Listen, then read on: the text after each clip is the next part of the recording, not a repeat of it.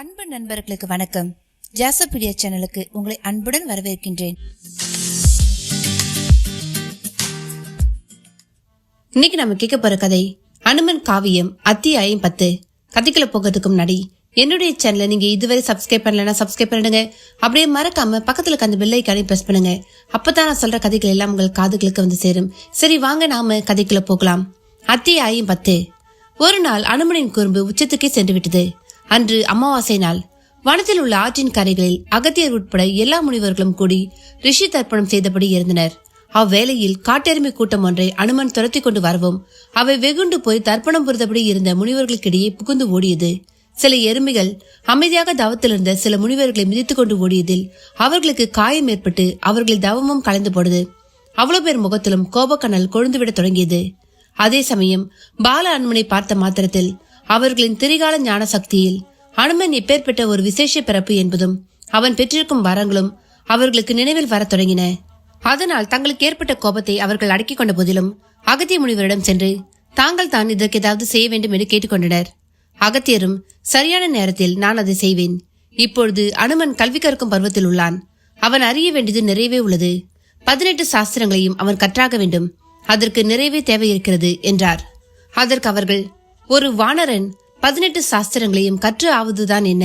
அது ஆறறிவு படுத்த மானிடர்களுக்கு, குறிப்பாக அரசாட்சி புரிய வேண்டிய தகுதி கொண்டவர்களுக்கு தானே என்று சில முனிவர்கள் திருப்பி கேட்டனர். அகத்தியரும் அவர்களுக்கு பொறுமையாக பதிலளித்தார். முனிவர்களே, வானர் இனத்தை நீங்கள் மனித இனத்துக்கு கீழாக பார்க்கிறீர்கள். இது தவறு. அந்த ஆதிநாயகன் அன்னை உமையோடு சேர்ந்து தன் களிப்பான தேஜசியை அனுமன் ஆக்கியிருப்பதை நீங்கள் எண்ணி பார்க்க வேண்டும். அழகிய தேவகுமாரனாக அல்லது பூவுலகில் ஒரு வீரனாக அல்லது ஒரு எழில் கொஞ்சம் பெண்ணாக என்று எவ்வளவோ விதத்தில் பிறப்பெடுக்க வைக்க அவரால் முடிந்தும் அவர் ஏன் வானர இனத்தில் அனுமனை தன் அம்சமாக படைத்தார் என்பதை எண்ணி பாருங்கள். இதன் பின்னாலேயே சூட்சும காரணங்கள் நிறைய உள்ளன. தோற்றத்தில் மனித தன்மையும் குணத்தில் விலங்கு தன்மையும் கொண்ட ஒரே இனமே வானர இனம். இதில் தோற்றத்தில் மட்டுமின்றி செயலிலும் தெய்வீக குணங்கள் ஒரு வானரனுக்கு வாய்த்தால் எப்படி இருக்கும் என்பதற்கு உதாரணமாக திகழப்போகிறவன் அனுமன். ஒரு வகையில் வானர இனம் நம் மன அமைப்போடு பொருந்தி போகிறது. மனித மனத்துக்கு எவ்வளவு சக்தி உண்டோ அவ்வளவு சக்தி வானரத்துக்கும் உண்டு. அதிலும் அனுமன் பெற்றிருக்கும் சக்திக்கு பின்னால் பல சூட்சமங்கள் உள்ளன என்று வியந்தாரமாக பேசி அவர்களை சமாதானம் செய்த அகத்திய மகரிஷி அனுமனிடம் வெகு அன்பாகவும் பழகத் தொடங்கினார். இந்நிலையில் ஒரு அட்சய திருதிய நாளன்று அனுமனை குருகுல வாசத்தில் கல்வி கற்பிக்க அகத்திய மகரிஷியின் ஆசிரமத்துக்கு கொண்டு வந்து விட்டாள் அஞ்சனை. மகரிஷி, என் மைந்தனை ஒரு தேர்ந்த சான்றோனாக நீங்கள் ஆக்கிவிட வேண்டும் என்று வேண்டிக் கொண்டாள். அதே சமயம் கிஷ்கிந்தையில் இந்திரபுத்திரனாக வாலியும் சூரியபுத்திரனாக சுக்கிரீவனும் வளர்ந்து வந்தனர். சூரியன் தன் மகனான சுக்கிரீவனுக்கு தனது வித்தைகளை கற்பிக்க பெரிதும் விரும்பினான். ஆனால் சுக்கிரீவனுக்கு அதில் துளியும் நாட்டமே இல்லை. கல்வி கற்பிக்க சூரியன் முடிந்த போதெல்லாம் காட்டிலே விளையாடவும் வேட்டை புரியவும் சென்று விட்டான். வாலியோ ஒரு மூர்க்கனாய் கூடவே அதிபலசாலியாக வளர தொடங்கிவிட்டான். இந்திரனின் மகன் என்பதால் அவனது மோக குணம் அப்படியே வாலியிடமும் வெளிப்பட்டது. இப்படி வாலி சுக்கிரீவர்களைப் போலவே ஏகப்பட்ட வானரர்கள் தேவர்களின் திட்டமிட்ட சேர்க்கையால் தோன்றினார்கள். அவ்வளவு பேருமே வானர்களுக்கே உரிய சேட்டைகளும் செய்கைகளுமே கொண்டிருந்தனர். எவருக்கும் குருகுல வாசம், வேத கல்வி, சாஸ்திர அறிமுகம், குரு சேவை, தர்மானுபவம், வித்தை நுட்பம் என்று எதுவும் பெரிதாக ஏற்படவில்லை.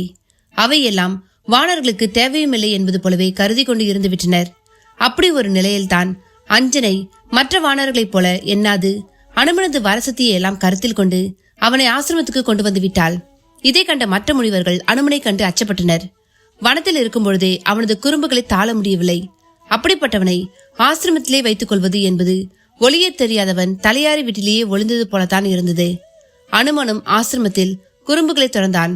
உறங்கிக் கொண்டிருந்த முனிவர்களின் சடைகளை இணைத்து கட்டிவிடுவது, அவர்களது தண்டங்களை உடைத்து போட்டு விடுவது, கமண்டலங்களை பந்து போல் உருட்டி விளையாடுவது என்று அவன் சேட்டைகளை தொடர்ந்தான். இதை கவனித்த அகத்திய மகரிஷி ஒரு நாள் ஆற்றில் நின்று ஆதித்தனாகிய அந்த சூரியனை எண்ணி துதிக்கும் பொழுது அவனை அழைத்தார். அவனும் அவர் எதிரில் பிரசன்னமானான்.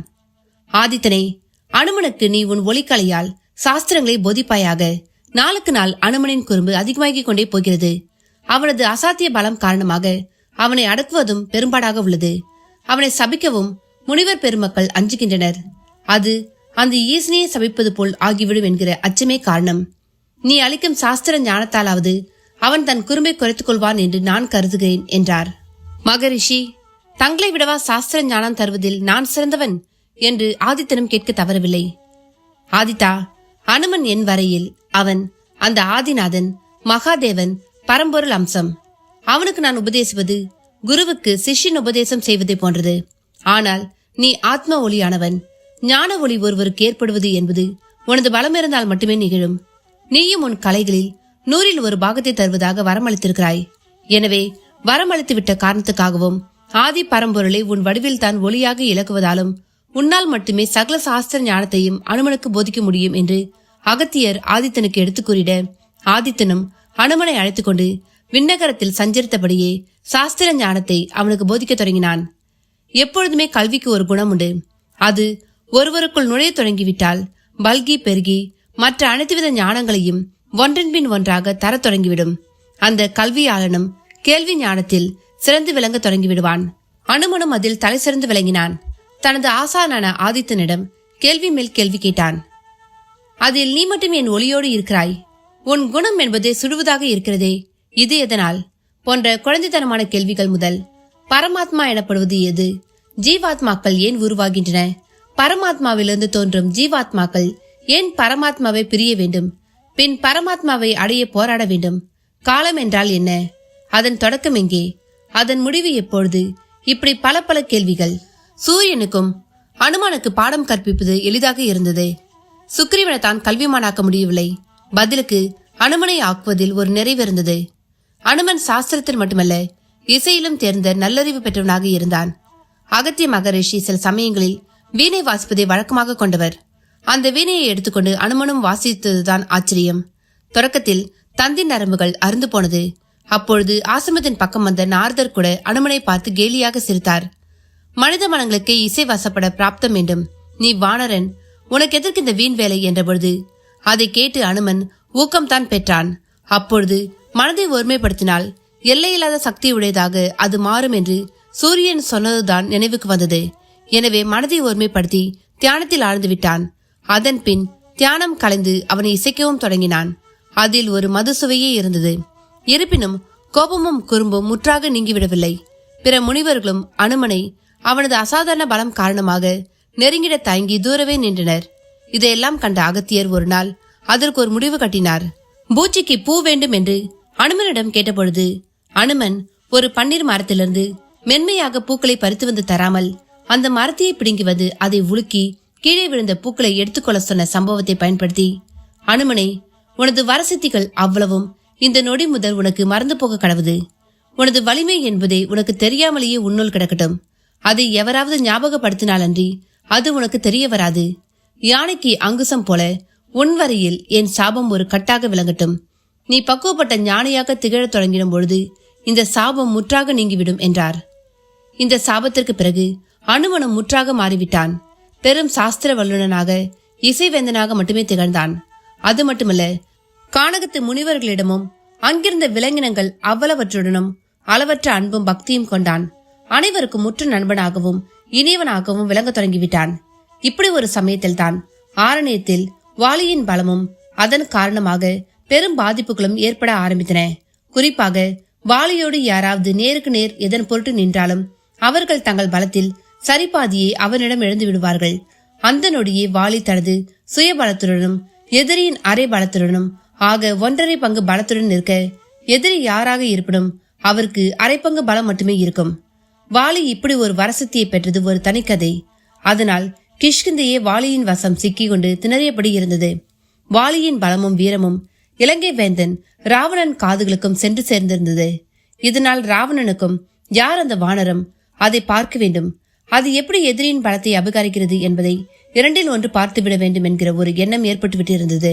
ஏனென்றால் ராவணன் தான் பூவுலகில் தனக்கு நிகராக எவருமே இருக்கக்கூடாது என்று அரசாட்சி செய்து வந்தான்.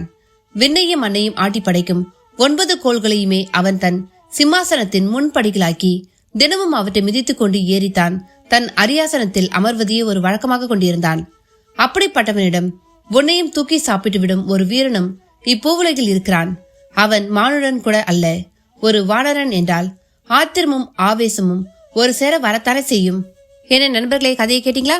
இந்த கதையோட தொடர்ச்சி உங்களுக்கு அடுத்த பாகமா வரும். அதுவரை இந்த கதையை கேட்டுட்டு உங்களோட கருத்துக்களை பதிவிடுங்க. லைக் பண்ணுங்க, உங்க நண்பர்களுக்கும் ஷேர் பண்ணுங்க. நன்றி, வணக்கம்.